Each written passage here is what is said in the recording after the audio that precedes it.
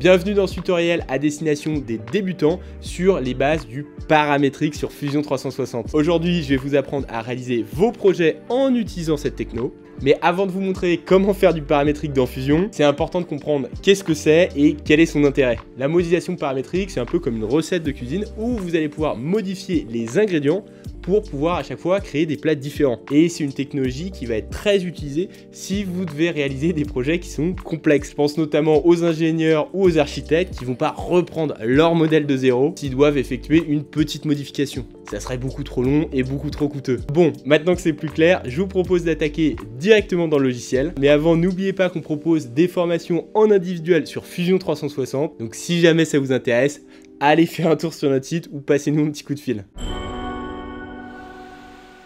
Allez, comme d'habitude, on se retrouve sur la dernière version du logiciel Fusion 360. Et pour commencer dans le paramétrique, on va cliquer sur modifier juste là.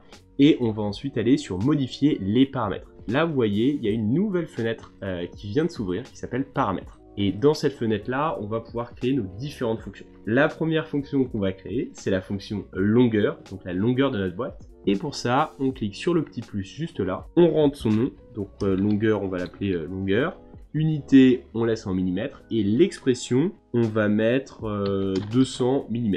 Sachant que la distance de la longueur, on pourra ensuite la modifier. Et je fais OK. Ensuite, on va faire la largeur. Donc, on appelle ça largeur. La largeur, on va mettre 300 mm. OK.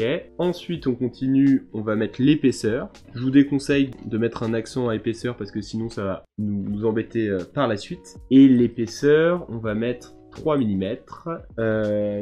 Qu'est-ce qu'il faut d'autre pour notre petite boîte? On va mettre des congés. Allez, comme ça nous rappellera une fonction. Donc les congés, c'est pour arrondir les angles d'un cube, par exemple. Et en congé, on va mettre 2 mm. Ensuite, on a la hauteur de notre boîte. Donc on va appeler, vous l'avez deviné, hauteur, toujours en millimètres. La hauteur, on va mettre, allez, 50. Et qu'est-ce qui manque d'autre? Ok, là, dans un premier temps, on va garder ces fonctions-là. Là, avec ces fonctions, on peut faire uniquement notre boîte. Et après, on travaillera les colonnes et les rangements à l'intérieur de notre boîte. Donc je fais OK. Ensuite, je vais faire créer une esquisse. Je sélectionne mon plan du bas. Et ensuite, je vais cliquer sur rectangle pour pouvoir faire un petit carré. Sauf que là, moi, les distances, je m'en fiche, mais n'importe quoi. Et ensuite, je vais faire code d'esquisse juste ici. Et par contre, au niveau des codes d'esquisse, au lieu de rentrer une distance, moi, je vais simplement écrire ici longueur. Je fais entrée. Même chose pour ma largeur, où je vais noter largeur, je fais entrée, voilà.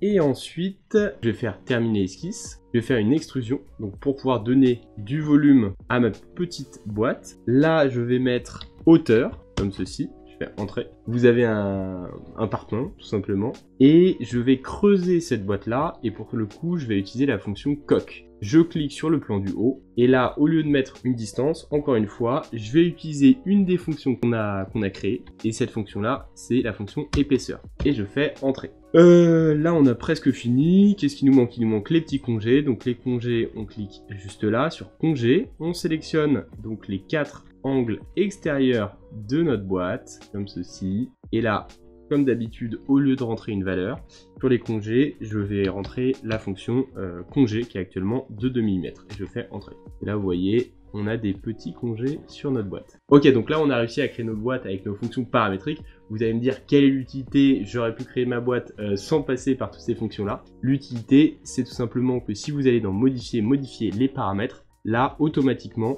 en modifiant par exemple la longueur, je vais mettre 300, automatiquement en fait ma boîte va se modifier. Pareil, là je modifie 200. L'épaisseur, si je veux mettre une épaisseur de 20, voilà ce que ça fait. Vous voyez, tout est connecté et c'est ça l'intérêt d'avoir des fonctions. Donc maintenant on va passer à la phase un petit peu plus compliquée de la vidéo, c'est tout simplement la création des rangements à l'intérieur de la boîte. Donc pour ça on va devoir créer des lignes et des colonnes. Les fonctions qu'on va devoir créer ont notamment des formules. Donc c'est pour ça que je dis que c'est un petit peu plus compliqué que simplement longueur, largeur, épaisseur. Une nouvelle fois, vous allez sur le petit plus. Le nom, on va appeler ça NC pour nombre de colonnes. Unité, on va pas mettre en millimètres parce que ça fait aucun sens. Un nombre de colonnes, c'est pas en millimètres. On va mettre aucune unité. On va mettre nombre de colonnes 4.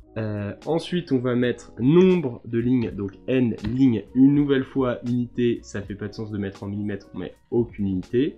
Nombre de lignes, je vais mettre 3. Ok. Donc maintenant, là, ça se complexifie, étant donné qu'on va devoir créer la distance entre chaque colonne. Donc pour ça, on va devoir créer une formule. Donc on clique sur le petit plus. On va appeler cette fonction-là distance C, tout simplement comme distance colonne.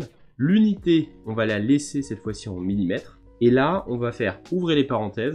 Donc pour ceux qui font des formules sur Excel, c'est le même principe. Longueur, hop, on sélectionne longueur, moins épaisseur, fois 2. Donc pourquoi épaisseur, fois 2, fermez la parenthèse. Donc pourquoi ici je mets longueur moins épaisseur fois 2? Tout simplement parce que la longueur totale, là actuellement, de notre boîte, c'est 300 mm. Sauf que la longueur à l'intérieur de notre boîte, il faut prendre en compte l'épaisseur. L'épaisseur aujourd'hui, c'est 3 mm. Il y a 2 parois, donc fois 2, ça fait 6. Et donc c'est 6 moins 300, qui fait une valeur de 294.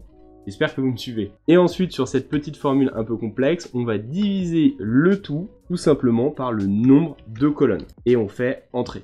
Ce qui fait que là, actuellement, les distances entre les colonnes sont de 73,5 mm. Si c'est pas très clair là pour vous, je vais vous montrer après, on va utiliser ces fonctions-là et tout de suite, ça sera beaucoup plus parlant. Je vais faire la même chose cette fois-ci, non pas pour la distance des colonnes, mais pour la distance des lignes. Donc, je vais appeler ça distance L. Je laisse en millimètres, je fais ouvrir la parenthèse, largeur moins épaisseur fois 2. Je vous rappelle parce que la largeur, c'est la largeur totale de ma boîte. Mais nous, ce qui nous importe, c'est la distance à l'intérieur de mes deux parois. C'est pour ça, hop, qu'on rajoute l'épaisseur. Et on divise le tout par le nombre de lignes. Donc n lignes. Et là, on fait OK. Il fait qu'aujourd'hui, ma largeur étant de 200 mm moins 6, ce qui fait 194. Là, actuellement, j'ai donc une distance entre chacune de mes lignes de 64 mm. J'espère que je ne vous ai pas perdu. Je vais vous montrer tout ça en application. Donc là, je fais OK. On retourne au niveau de notre boîte. On va faire créer une esquisse et on va sélectionner l'esquisse de l'intérieur de notre boîte.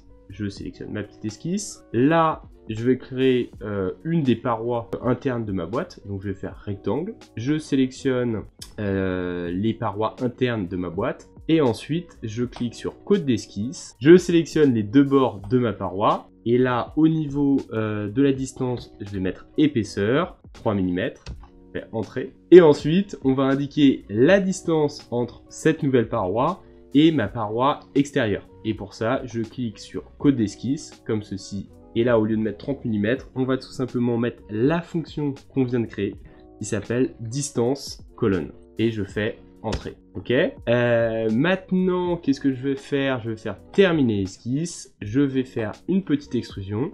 Je sélectionne la paroi interne que je viens de créer. Je clique dessus. Là, au niveau de la hauteur, je vais faire hauteur moins l'épaisseur. Moins l'épaisseur. Hop. Je fais entrer. Attendez, je vais changer de position, ça sera plus clair pour vous. Et on n'oublie pas au niveau de cette fonction-là, au niveau des opérations, non pas de joindre, mais de faire nouveau corps. Pourquoi? Parce qu'en fait, on va dupliquer cette paroi interne qu'on vient de créer. C'est très important. Et je fais OK. Donc là, actuellement, dans notre boîte, on a une seule paroi de notre colonne. Donc on va pouvoir la dupliquer. Donc pour ça, on clique sur réseau rectangulaire. On sélectionne notre corps, d'où l'importance justement de créer un nouveau corps. Objet, l'axe, on va sélectionner cet axe-là, là, en rouge. Et ensuite, dans distance, on va mettre distance C, donc distance colonne. Donc là, vous voyez, ça nous rajoute deux autres parois, étant donné qu'il y a écrit quantité 3. Mais si je mets quantité 5, ça m'en mettrait 5. Et au niveau de la quantité, je vais faire nombre de colonnes, comme ceci. Donc là, moi dans mes fonctions, j'avais écrit 4, c'est pour ça qu'il y en a 4. Sauf que vous voyez, le problème, c'est qu'en fait, la distance C, c'est la distance entre la dernière paroi et ma première paroi. Donc pour ça, c'est très simple.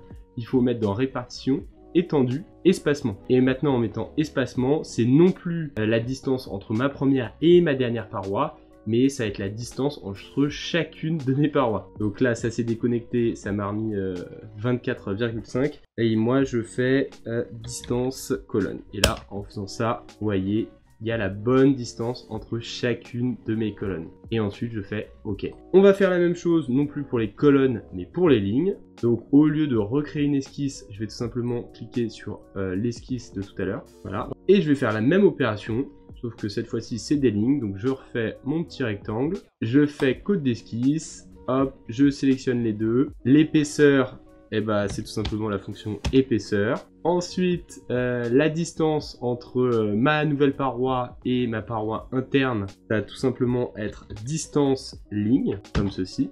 Je fais entrée. Je fais terminer l'esquisse. Donc là, c'est vraiment la même chose que tout à l'heure. Et extrusion. Attendez, ça m'a remis à la fin de mon projet. Donc, je resélectionne la bonne esquisse, comme ceci, ici avec les petits yeux. Et je fais extrusion. Je fais bien attention de tout bien sélectionner pour extruder correctement la pièce. Je fais hauteur, comme tout à l'heure, moins épaisseur, voilà. Et je fais opération, nouveau corps, et je fais OK. Et là, vous voyez, en bougeant de position, j'ai bien une nouvelle paroi. Je vais donc maintenant mettre une fonction pour dupliquer cette paroi. Donc c'est comme tout à l'heure. Je clique sur réseau rectangulaire, je sélectionne ma paroi. Je sélectionne l'axe, donc cette fois-ci, l'axe c'est celui-là. Je vais mettre espacement, enfin, c'était déjà présélectionné, dans répartition, espacement. Dans la distance, je vais mettre distance L. Et là, sauf que en faisant ça, ça me fait une bêtise, ça me crée une paroi à l'extérieur de ma boîte, tout simplement parce que ma flèche, elle n'est pas dans le bon sens. Donc pour éviter ce problème, au lieu de mettre distance L, je mets moins distance L. Et vous voyez, là, ma paroi est bien dans ma boîte. Et au niveau des quantités, bah, on va utiliser encore une fois une fonction et on met NL-1. Pourquoi -1? Parce que je vous rappelle qu'on a la paroi extérieure de notre boîte et on fait OK. Et là, à ce moment-là, on a notre super boîte. Donc maintenant, on va pouvoir s'amuser avec les fonctions. On fait modifier les paramètres. Et là, par exemple, je fais nombre de colonnes, je vais mettre 10. Et automatiquement, ça nous met 10 colonnes. Nombre de lignes, je vais mettre 5, ça nous met automatiquement 5 colonnes. Et vous pouvez vous amuser à perpétuité avec ce genre de choses, les congeler 10, etc., etc. Maintenant, vous savez utiliser des fonctions paramétriques dans Fusion 360. Bon, j'espère que ce tutoriel vous a plu. Par contre, si j'ai pas été très clair sur certains points ou si vous avez besoin de plus de détails, n'hésitez pas à m'écrire en commentaire et j'essaierai de vous répondre au mieux.